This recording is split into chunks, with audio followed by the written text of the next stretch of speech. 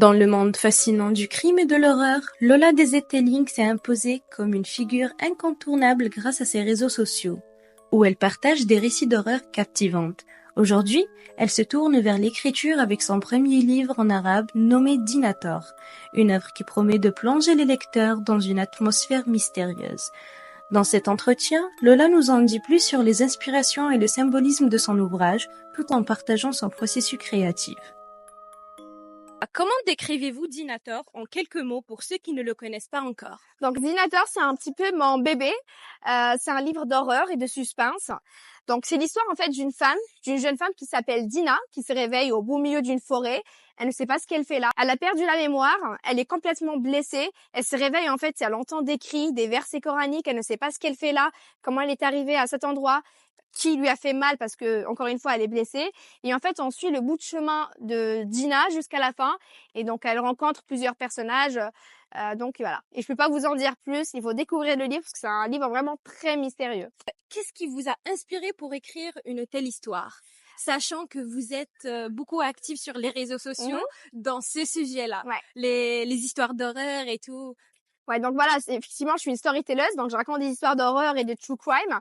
Ce qui m'a inspirée, en fait, déjà, j'aime bien tout ce qui est psychologie. Alors, c'est très bizarre dit comme ça, mais pour moi, en fait, l'horreur, ce n'est pas seulement avoir peur, le bouhou. Non, c'est vraiment, c'est quelque chose de plus profond, c'est sur la nature humaine. Donc, c'est vraiment, pour moi, c'est très, très important d'explorer cela. Donc, en fait, c'est un mélange, si vous voulez, entre la psychologie, l'horreur, le mystère. Et voilà, si on mélange tout ça, on a Dinator. Les lecteurs pourront-ils s'attendre à des éléments de suspense et de mystère tout au long du récit? Oui, c'est un livre pour moi en fait qui est plus mystérieux que horrifique si vous voulez. C'est vraiment chaque page est mystérieuse, mais jusqu'à la fin, mais jusqu'à la dernière page, au point où je suis certaine que les lecteurs vont être complètement, je pense, abasourdis. Ils vont être surpris de la fin. Donc oui, je le décrirais comme un livre très mystérieux. Pourquoi avoir choisi ce titre, Dinator? Dinator, donc c'est un titre qui fait honneur au mystère du livre justement. Donc Dinator en fait c'est Dina, qui est le nom du personnage principal. Donc Dina, elle s'appelle Dina, la femme. Et Tor, c'est un mot en latin qui veut dire torment, le tourment. Donc c'est le tourment de Dina. En arabe c'est adab Dina. Quel message souhaitez-vous transmettre à vos lecteurs à travers cette œuvre, d'une façon brève, sans spoiler, sans rien? Sans rien. Ouais. Lisez jusqu'à la fin. Je vous le conseille vraiment. Il ne s'agit pas d'un simple livre d'horreur. C'est pas un livre banal. C'est vraiment un message très très profond et je le conseille et très philosophique et je suis certaine qu'il va aider beaucoup de personnes. Idnillah. Avez-vous des projets futurs dans le même genre littéraire ou souhaitez-vous explorer d'autres styles? Non, franchement, je resterai, je pense, dans le style littéraire, un peu sur l'horreur, le mystère. C'est quelque chose qui me passionne énormément et je pense que